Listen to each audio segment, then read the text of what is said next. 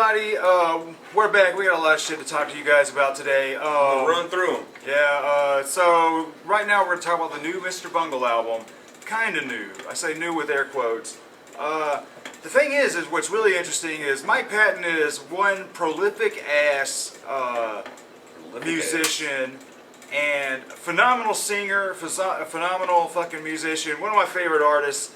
And here recently, he's kind of been reviving his dead projects, or well, I guess Faith No More isn't his project, but he, you know, I like Chuck Mosley as much as the next guy, but Mike Patton made Faith No More, brought him up there, you know. And about 5 years ago they did their comeback album, and it was good. I liked it. But I can't honestly. It's been about 5 years. It's been about 5 years, and it's like. I like it as a Faith No More album, but at the same time, I'm like, you know, I like that it's all new material. I will give it a leg up there. But I'd rather listen to Angel Dust.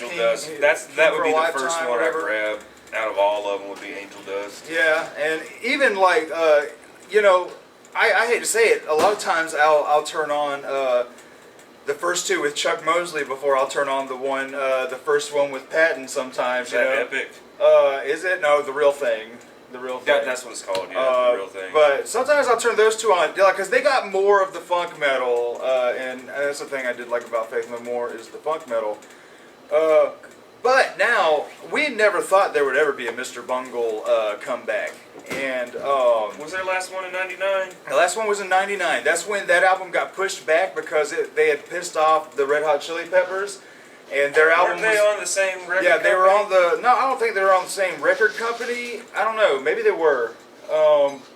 But they were on the same tour. They were on a lot of the same festivals. And there's always been a feud between Mike Patton and Anthony Kiedis, because Anthony Kiedis said, "Yo, man, you're stealing my style." And fucking Mike Patton's like, "Fuck you, man." And look at the past 30 years. Who has more better shit? Anthony Kiedis or Mike Patton? Anthony Kiedis has been in the same band for the last 35 years. I mean, seriously. And the only I like thing more they've done shit. is become softer. I like more stuff I've heard from Mike Patton. Mike Patton, Dillinger Escape Plan, Phantomist, Tomahawk, fucking the dude's everywhere. Anthony Kiedis. Mondo fucking Kane, man. Anthony Kiedis is just Anthony Kiedis. When he wants to be Anthony Kiedis. But yeah, they had that feud, and then Bungle did the big old show where they just covered Chili Pepper songs all shitty and fucked them all up and was making fun of Chili Pepper. So Kiedis and all them made a call, got them kicked off all these festivals, and Californication, and then Mr. Bungle's final album is called California. So they were apparently going to be released on the same day, well they pushed California back because, it might confuse Chili Pepper fans. You would be fucking stupid if you picked up an album called Mr. Bungle California thinking it's Red Hot Chili Peppers. One's got like a white cover, right? And then another one's got the little, what is it, a pool or something? It's like a pool with lava in it or some shit. Yeah, orangey water. I just see oranges and blues.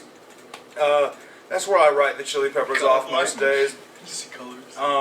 So anyway, they broke up after this. And we thought they'd never get back together and do anything. Like Trevor Dunn has been doing his own thing. He's still been messing with John Zorn. He's still been messing with the trio Convulsant. And Trey Spruance, like he's, you know, I think he's still a part of Mr. Faith No More and shit. I don't know. But anyway, like most recently, Trey Spruance produced the newest Imperial Triumphant album that is all phenomenal as all hell. But anyway, you put the sticker from the other one on. Yeah, I mean, because I ain't got no kind of plastic slipcase to put on the other one. But I'm doing best. Yeah.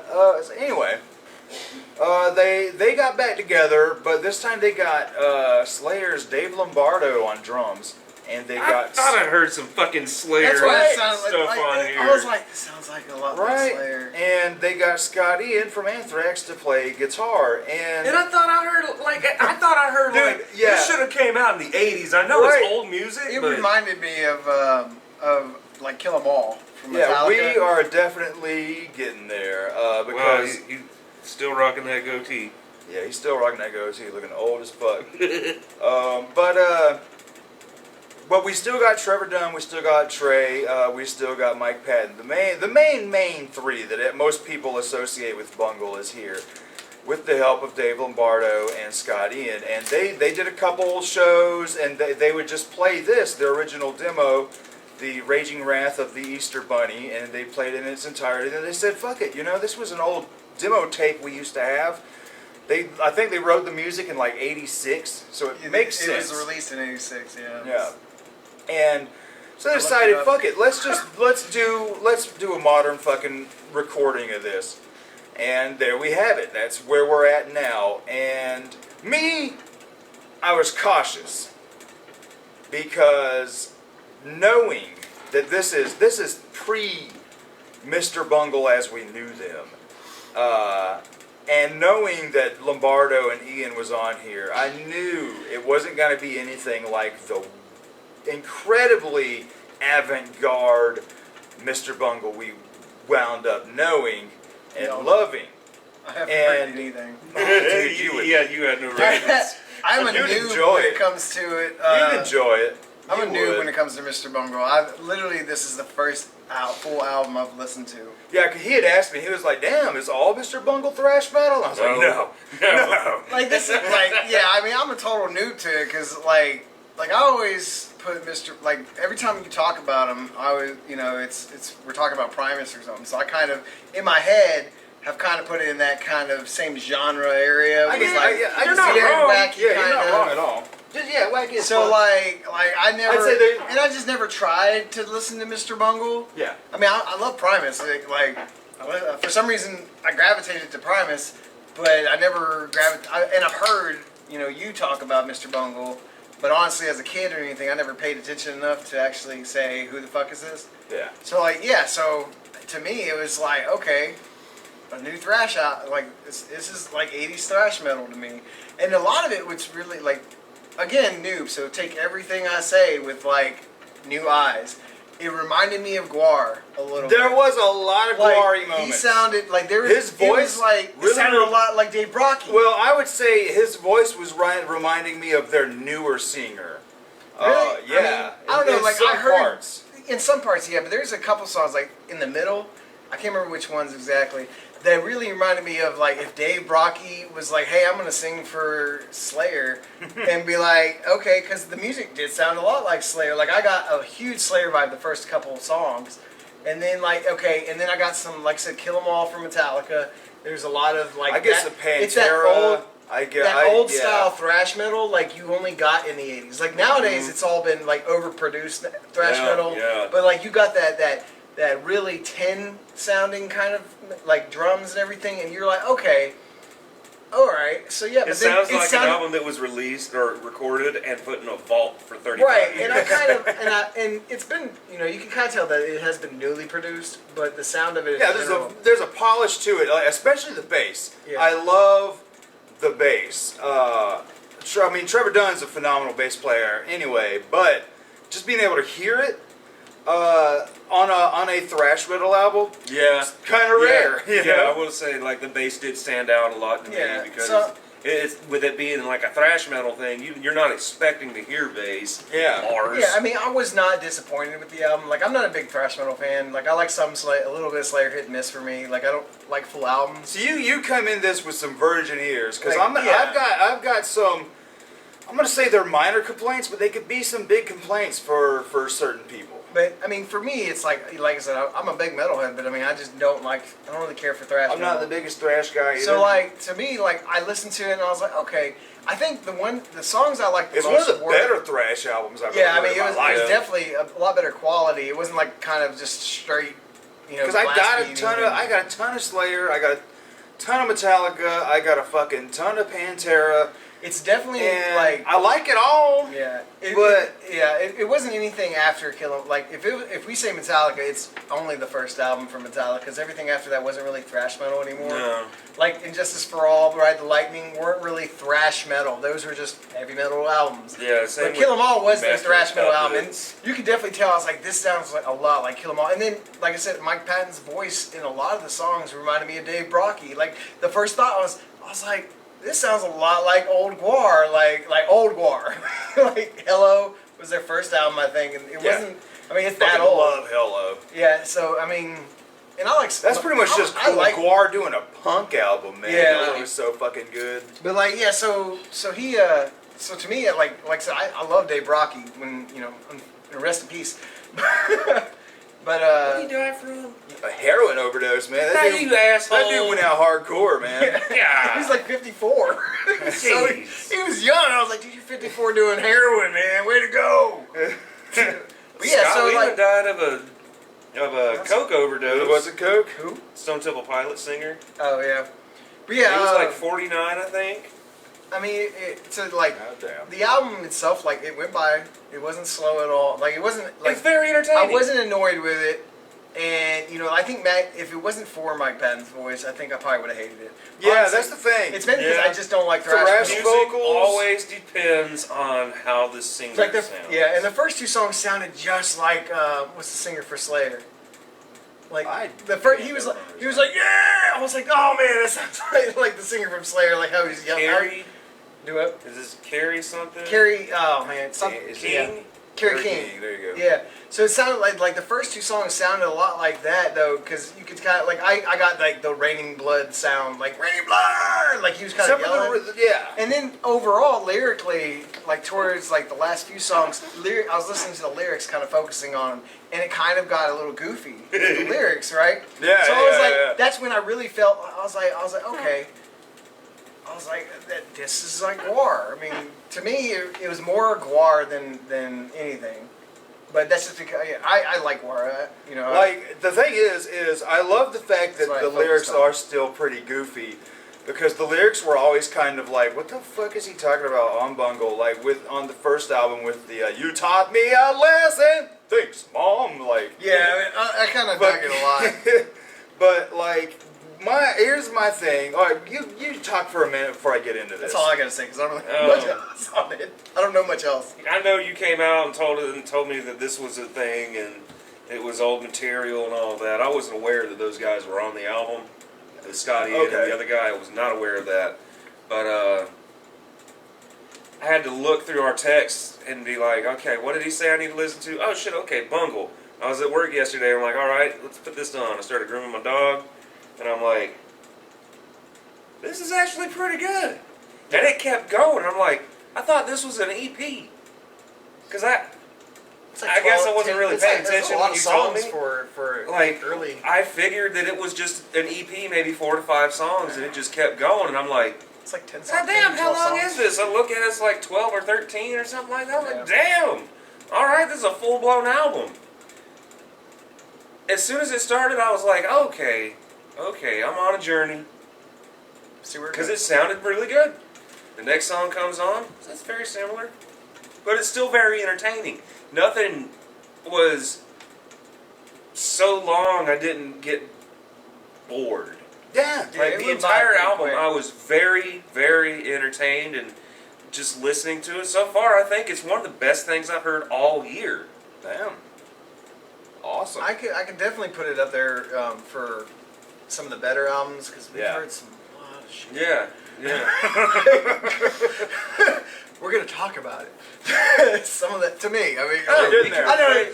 Me and Travis kind of Since like I haven't opposite heard all now. all those albums, we can do a Ninja Sex Party. What? We can do a Ninja Sex Party review tonight. I don't know who that is. I ain't heard none of that yet. Who the fuck's Ninja Sex Party? Dude, you'll love Ninja Sex Party. If you like comedy music, Sometimes, depending on the if who you it like is. comedy music, these guys are pretty funny.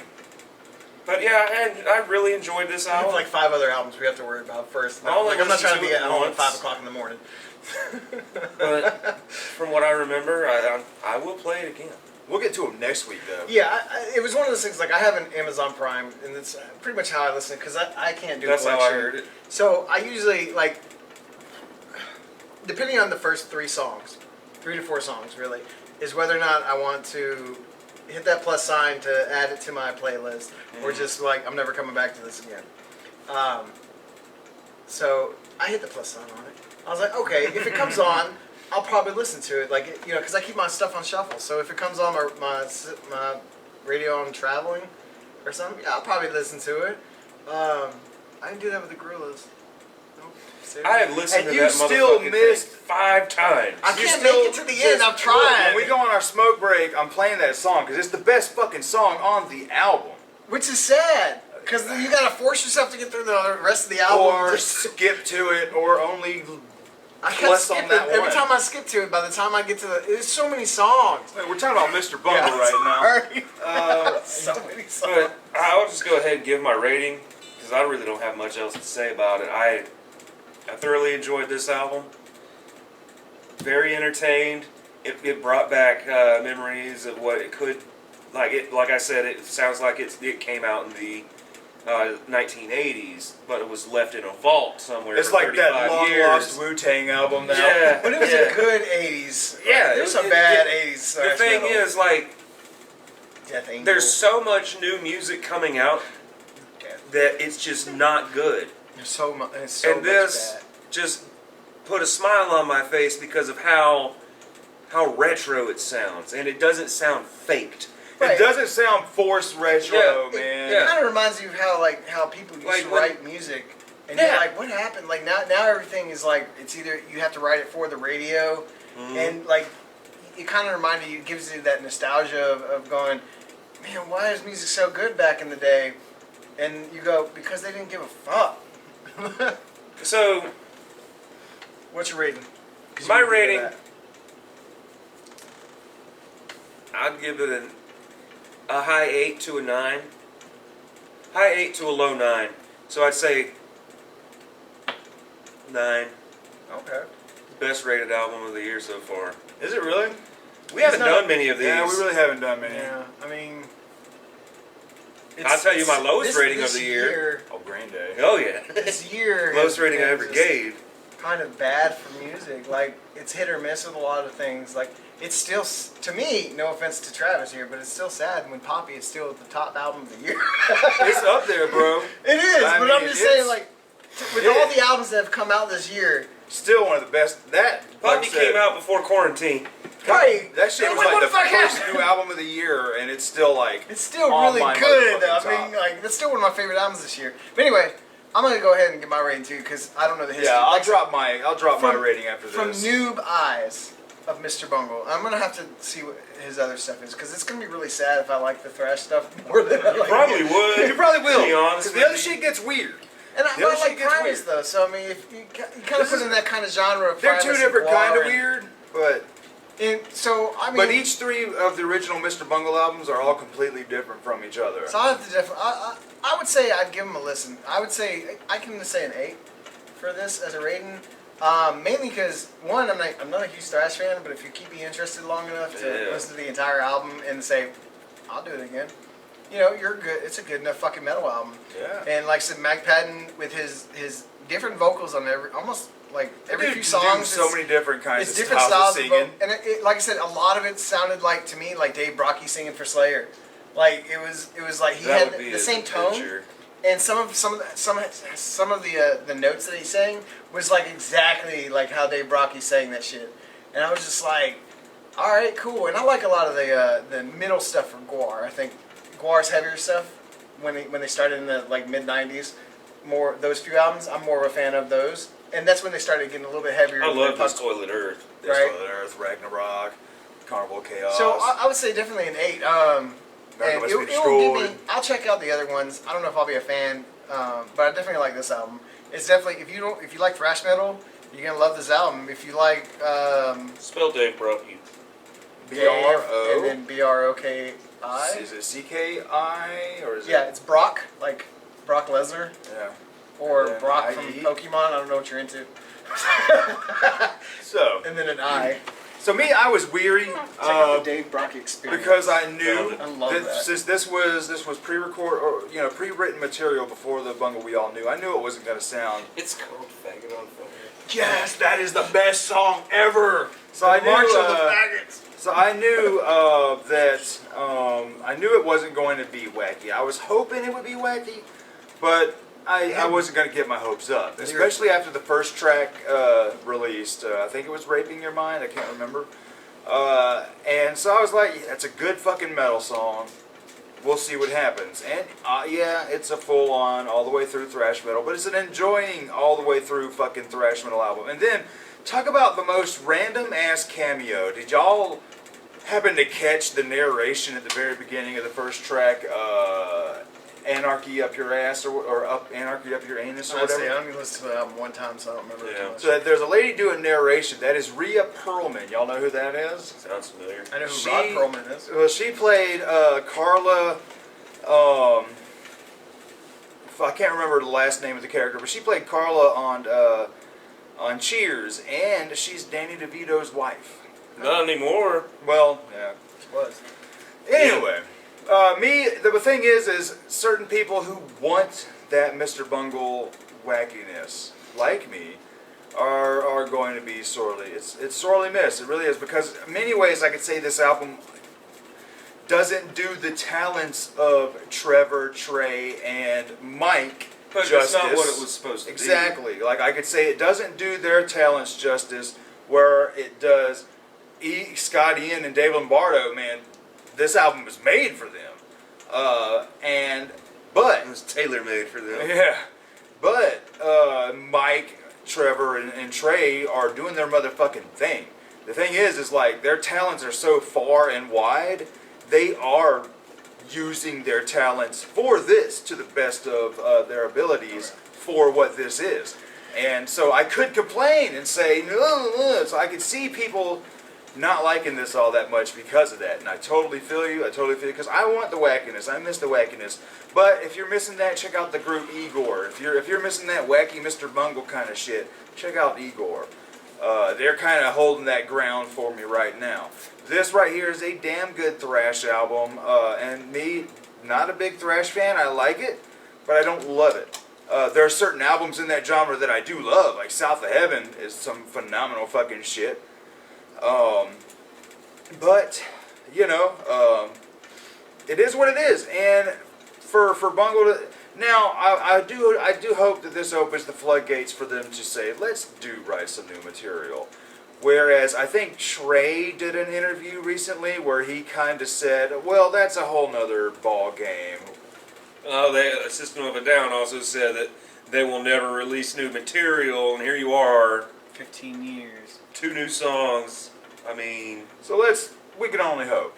We can only hope. They're releasing a new album. There's no way. We're in a world where Caius can be back together with Josh Homme. Are we? Yeah. What? Yeah. When did that happen? Like about a month ago. I don't know what we're talking about. Like about a month Josh ago. Homme is Queens of the Stone Age. Oh, okay. See, I don't know, like, people's names. I know bands. Wow. But my rating is about an 8. Yeah, well, they'll probably never get Nick Oliveri back. You get 3. That's a pretty good rating though. 3 8s. Yeah. Well, and 9. It's a nice low 9. 9. Because it's like, you know, it's damn fucking good. I mean, it's across the board. For 2020. It's We're getting toward the end of the year, and we still got tons of shit coming out. Do we? New Macabre album, new Smashing Pumpkins at the end of the month. Yeah. Man, I haven't heard a new Smashing Pumpkins that I like since Oshidia. And that's kind of iffy. I tried listening to Zangergaff, whatever the fuck that shit was. We'll see you guys in a little bit.